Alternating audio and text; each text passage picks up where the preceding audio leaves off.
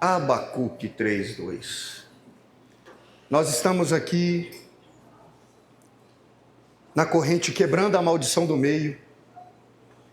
Tudo que nos para e não nos deixa concluir aquilo que Deus tem para a nossa vida precisa ser destronado.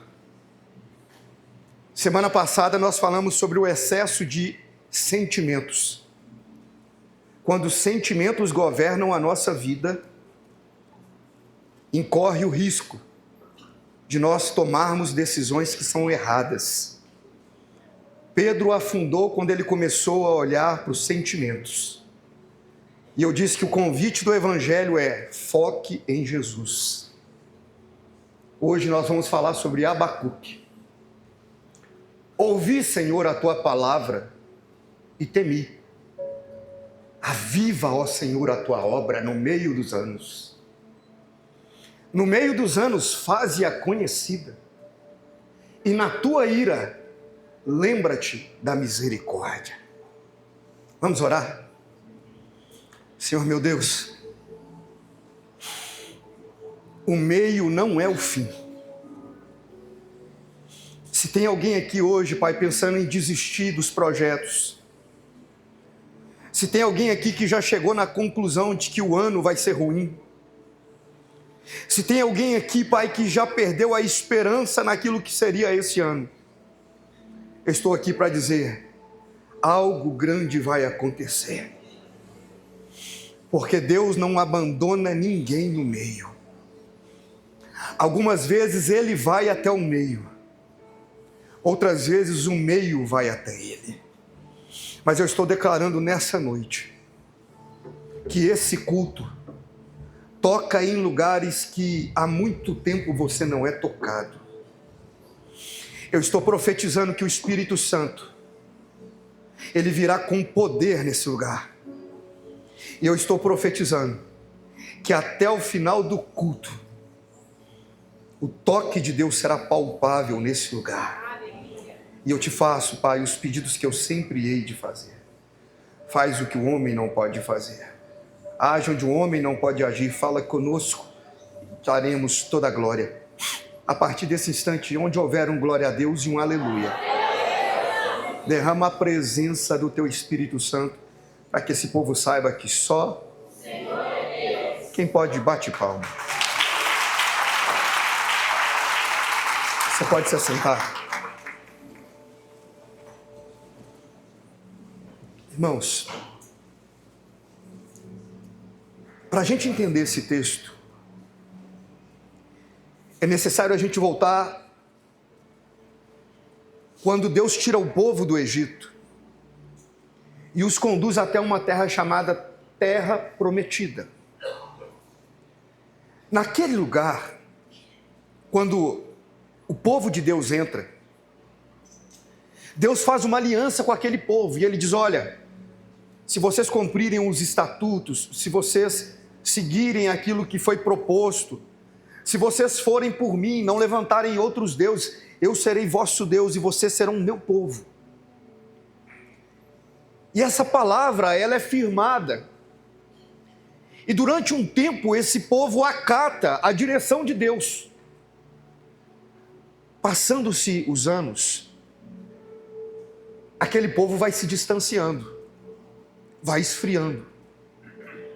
Nessa época, Deus levanta um profeta chamado Isaías. E Isaías vai dizer assim: olha, ainda que um homem, um pai e uma mãe se esqueçam de um filho, todavia eu, Senhor, jamais me esqueceria de vocês. E ele lembra ao povo que ele é um Deus que olha, que enxerga, que percebe.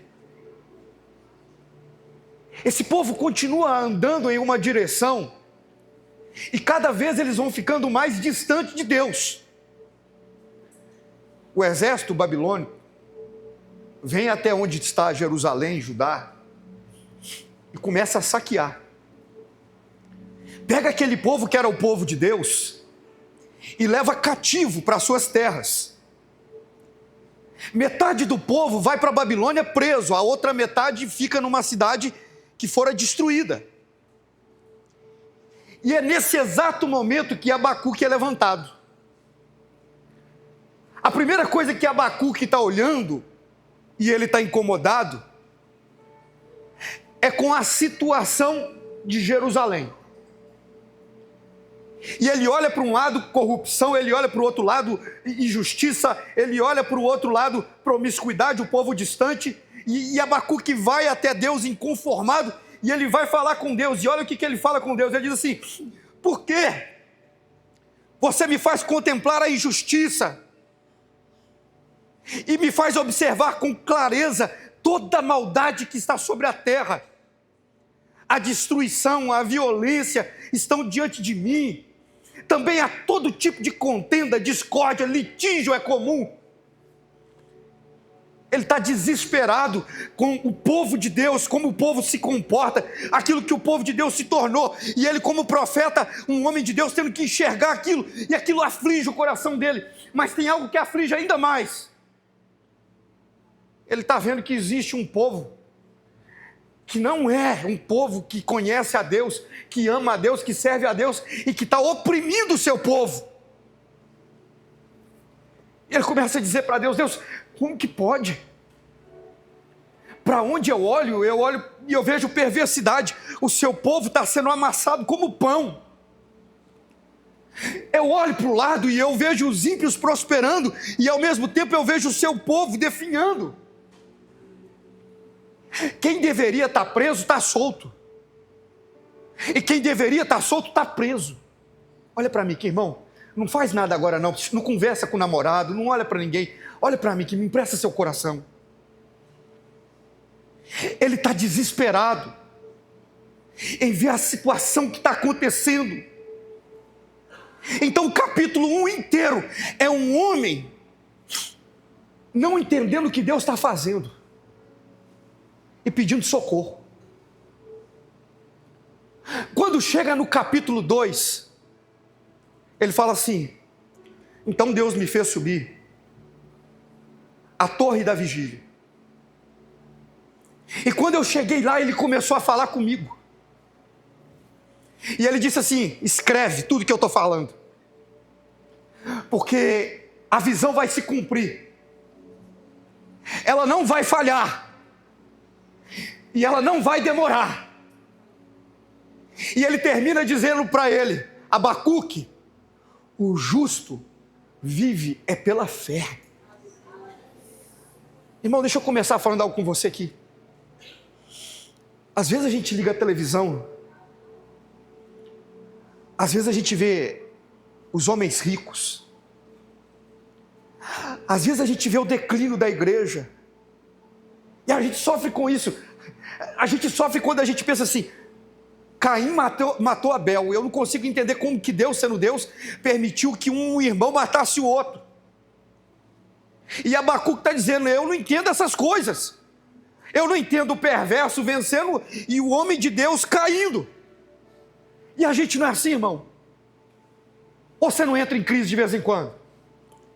Você fala assim: eu que estou fazendo tudo certo, para mim é tudo difícil. Mas eu vejo para gente que não tem compromisso nenhum com Deus, e para eles tudo é fácil.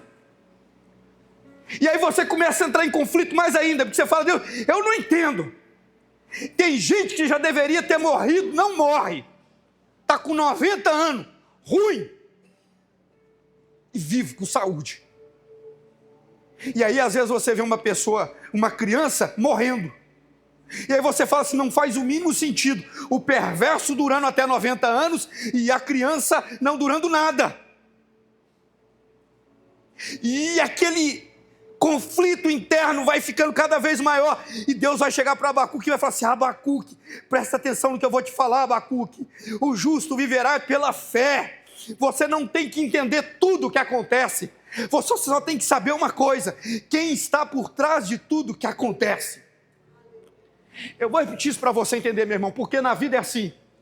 Algumas coisas a gente controla, outras coisas, meu irmão, a gente só confia.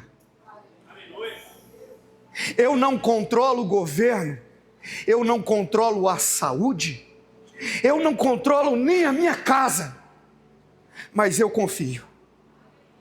Eu confio que Deus é Deus da república. Eu confio que Deus é Deus da sociedade. Eu confio que Deus é Deus dos patrões. E eu confio que Deus é Deus da minha história. Então, quando eu não entendo nada que está acontecendo, eu só preciso ter uma convicção: o Deus que está por trás de tudo que está acontecendo. Levanta essa mão direita para o céu. Você pode até não entender o que está acontecendo, mas o Deus que você serve, Ele é fiel para te honrar na hora certa. Você pode até não estar entendendo o que está acontecendo, mas as linhas da palavra de Deus estão se cumprindo uma a uma. Você pode até não estar entendendo o que está acontecendo, mas eu quero que você entenda uma coisa: aquele que começou a boa obra, Ele vai concluir essa obra na minha e na sua vida. Olha para mim aqui, Abacuque, ele olha aquela situação e ele vai falar assim: entendi, Senhor, agora eu entendi. Porque os ímpios até prosperam por um tempo, mas eles logo caem. E o seu povo até pode ser corrigido por um tempo, mas logo o Senhor o abraça. Oh, meu irmão, eu vou repetir isso para você entender. Ele está falando assim: eu entendi a diferença daquele que serve a Deus, daquele que não serve a Deus. E a diferença é clara, é essa: aquele que não serve a Deus, ele pode até começar bem, mas ele vai terminar mal. Mas aquele que serve a Deus, ele pode até começar mal, mas ele vai terminar bem. Não, olha para a pessoa que está do seu lado e fala assim: ó, eu já sei o seu final, e eu vou te falar como ele é. Fala para ele assim: ó, combati o bom combate, conquistei a carreira e guardei a minha fé. Quem está aqui para entender essa palavra? Aleluia!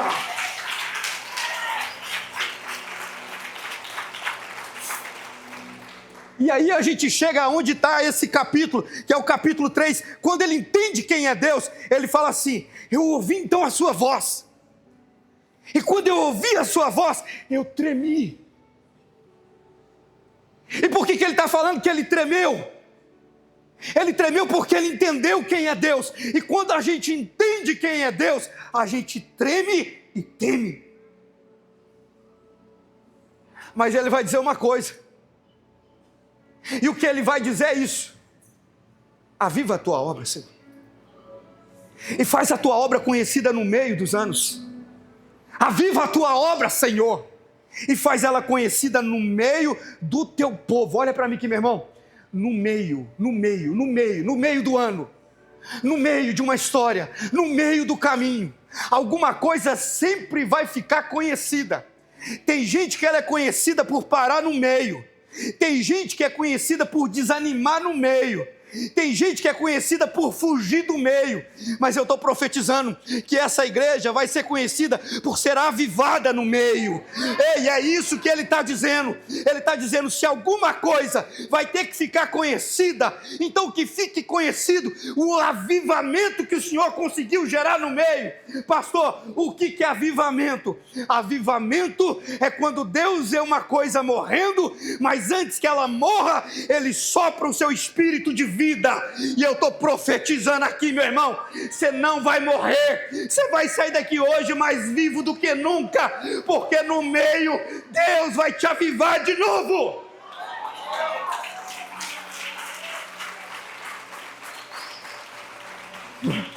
Repete comigo assim, ó: Senhor. Não, fala com fé: Senhor, quando tudo estiver no meio e eu estiver me sentindo acabado e sem força, aviva-me. Fala assim: quando eu estiver no meio e a motivação desaparecer, aviva-me. Quando eu estiver no meio, entre a promessa e o cumprimento, aviva-me. Quando forças invisíveis vierem me desanimar, aviva-me. Ore mandalachada me canta na Bahia. Eu quero que você entenda uma coisa, meu irmão. o diabo não vai ter alegria de ver a minha vergonha no meio. Eu estou aqui essa noite como profeta de Deus, olhando para você e estou dizendo, tem muita gente torcendo para você parar. Porque quando você para, eles se movimentam para te criticar. Porque quando você para, eles se movimentam para fofocar. Porque quando você para, eles se movimentam para te destruir. Mas nós não vamos dar esse gosto.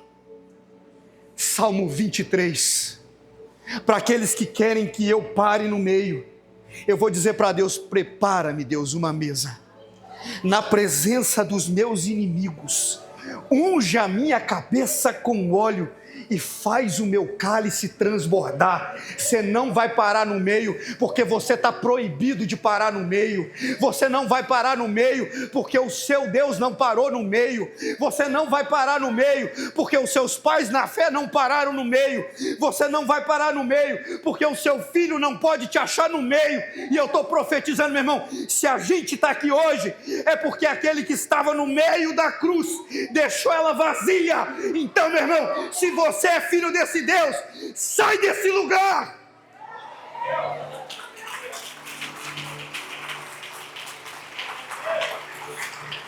Levanta essa mão e fala assim, Deus, hoje eu estou levantando um clamor pela minha vida. Faz de novo. Você pode repetir isso mais uma vez? Faz de novo. Oh Deus, irmão, olha para mim aqui.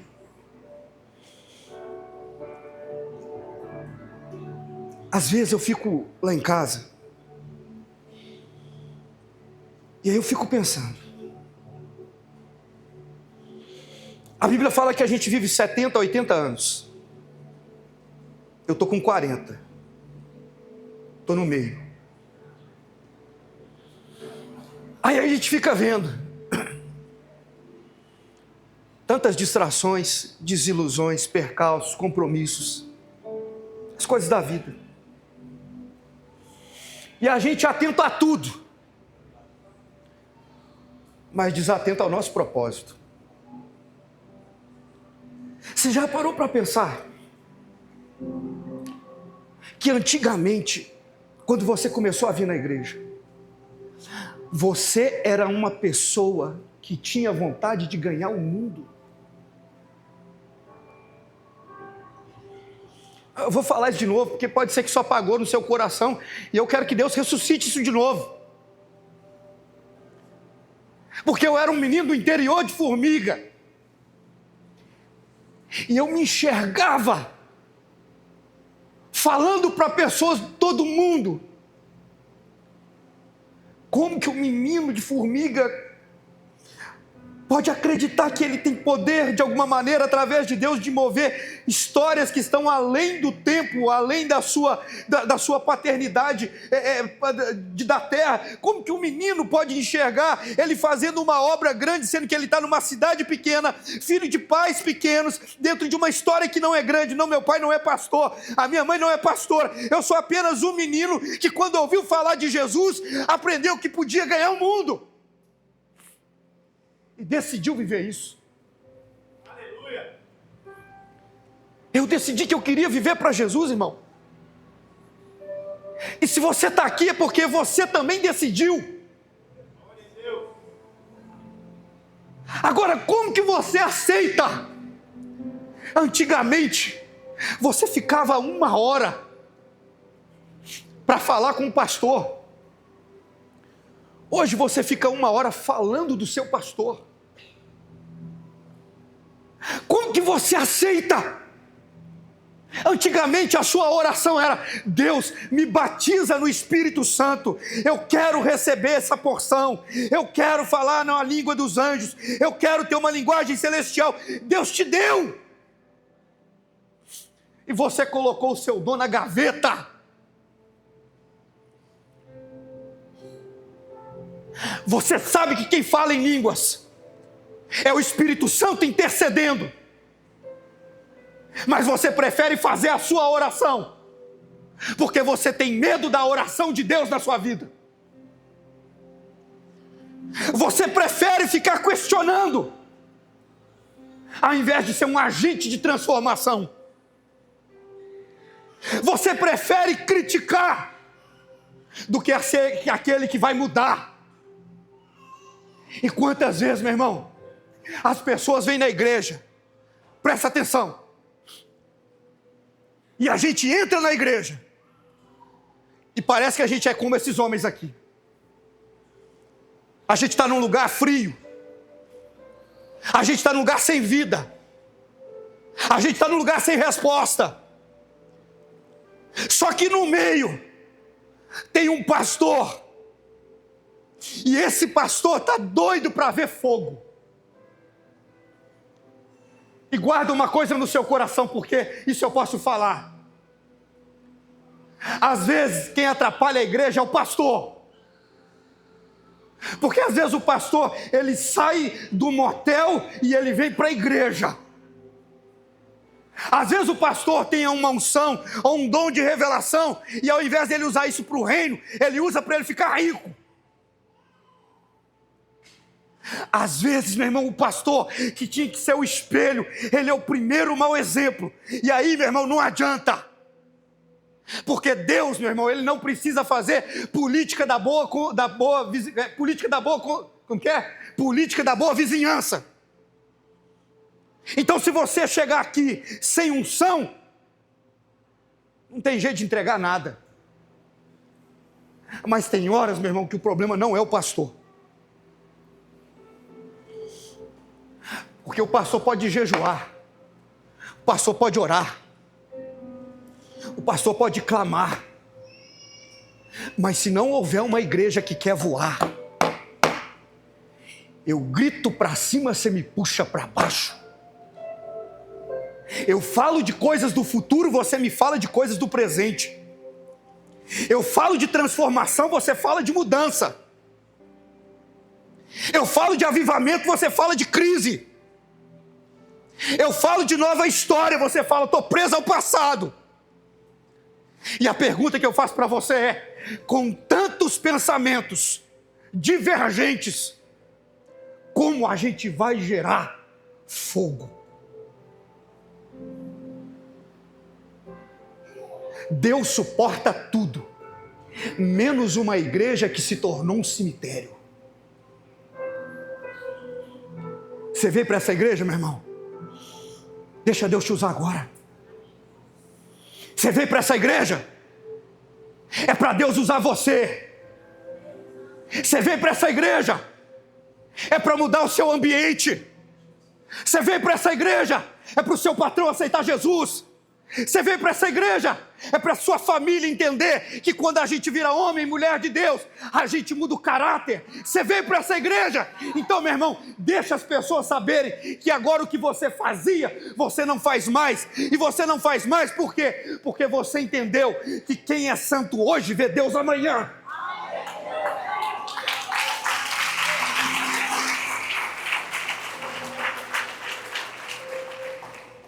Você sabia, olha para mim aqui, que algumas igrejas da Europa, escuta isso e chora comigo. Algumas igrejas da Europa, o pastor prega e ele tem uma campainha. E quando ele percebe que as pessoas estão dormindo, ele faz assim, peraí. Não tem como a gente falar de Jesus e não ter um aleluia, não ter um glória a Deus. Não tem como falar de Jesus e não ter o coração aquecido.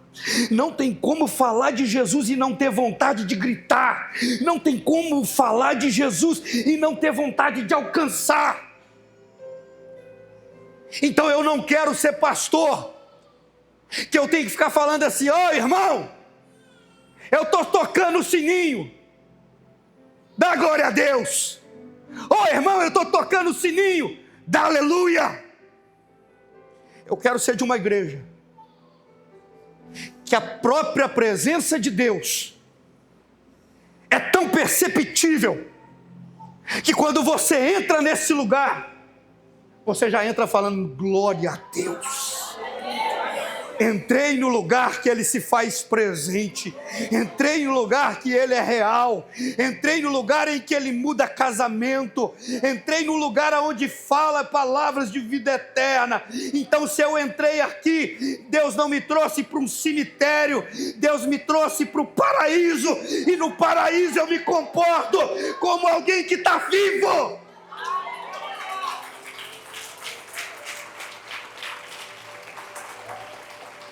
Irmão, eu conheço gente que era fogo, virou brasa. Eu conheço gente, meu irmão, que antigamente eram chamas, se tornaram cinzas. Gente que falava de Jesus, gente que andava com a Bíblia, gente que era intercessor, gente que era adoração, gente que queria fazer parte de ministério. A oração dela é: Deus me coloca nos ministérios, deixa eu ser útil para o Senhor. Eu sei que o Senhor está voltando, mas antes do Senhor voltar, Deus, usa a minha vida, deixa eu ser alguém. Agora, irmão, tá bom demais. Estou vindo na igreja. Tá bom demais, estou vindo na igreja. Pastor, e eu vou te falar até mais. O senhor pode até não gostar, mas para vir na igreja tá difícil, tá? E eu vou te falar por quê, pastor. Porque quando a gente olha na televisão, pastor, é um monte de pastor viciado, é um monte de pastor adúltero, é um monte de crente promíscuo, é um evangelho da graça barata, é um povo que não prega mais aquilo que a Bíblia fala para pregar. Pastor, tá difícil ir para a igreja. Eu acho que eu prefiro ficar em casa. Não, meu irmão, presta atenção. Se a igreja se tornou isso, é porque a gente não orou o suficiente para que houvesse uma intervenção de Deus. Mas eu vou falar com você, meu irmão, ao invés da gente orar dizendo: Deus me guarda na minha casa, a gente pode orar diferente. Aviva a igreja mais uma vez, Jesus, e faz a tua igreja conhecida no meio do teu povo. Aviva a tua igreja mais uma vez, ó Senhor, e faz a tua igreja conhecida nesses anos.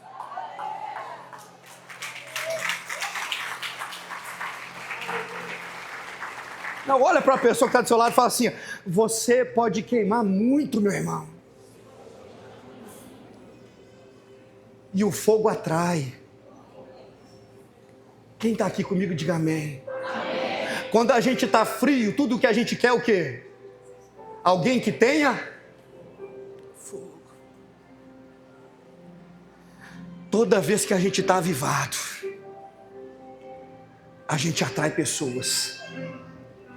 A gente atrai oportunidades. A gente atrai caminhos, a gente atrai acessos. A sua oração hoje não pode ser: Deus me ajuda a começar, porque o ano já começou. Mas a sua oração hoje tem que ser: Deus, eu cheguei no meio, mas faz o meio ser conhecido pela minha mudança, pela minha alegria, pelo meu entendimento, pela minha maturidade, pela minha convicção de fé. Porque eu não posso parar. O que eu preciso é avivar. E eu estou aqui, irmão, dizendo para você: presta atenção. Deus está fazendo tanta coisa bonita. O problema é quem a gente ouve. Escuta isso. Se você guardar isso, você pode ir embora. Quando a gente está doente, fisicamente, quem a gente procura? Me ajuda a pregar. Quando a gente está doente fisicamente, quem a gente procura? Por que você procura o médico? Você procura o médico porque ele está doente? Ou você procura o médico porque ele tem condição de te sarar? Agora, a igreja é o único lugar que, quando o povo está doente espiritualmente, ele procura alguém mais doente para se aconselhar. Ele já está doente, já está em crise. Ao invés dele procurar alguém para ser contraponto, ele procura alguém para ser alicerce do seu ponto. E aí ele chega e fala: olha, eu estou desanimado da igreja, eu não estou sentindo que a igreja ela é como era antigamente, eles não fazem visita hoje, eles não acolhem a gente, hoje tem panelinha. Aí o outro fala: eu já percebi isso mesmo, eu também estou desanimado, eu também fico com vontade de sair. Meu irmão, presta atenção, quando a gente está doente, a gente não tem que procurar quem está doente, porque doente não cura doente, mas quando você estiver doente, procura alguém, meu irmão, que está vivo, que está no óleo, que está enxergando Deus, que não perdeu a fé, que ainda acredita no irmão que está do teu lado, que ainda acredita no poder que há na transformação do evangelho, que ainda entende o que é reino de Deus, que ainda acredita que contra a igreja as portas do inferno não prevalecem, e fala com essa pessoa, abre o seu coração para essa pessoa. Sabe por quê? Porque essa pessoa vai falar a vontade de Deus, e a vontade de Deus ela é boa, ela é perfeita e ela é agradável. Vai te colocar de pé.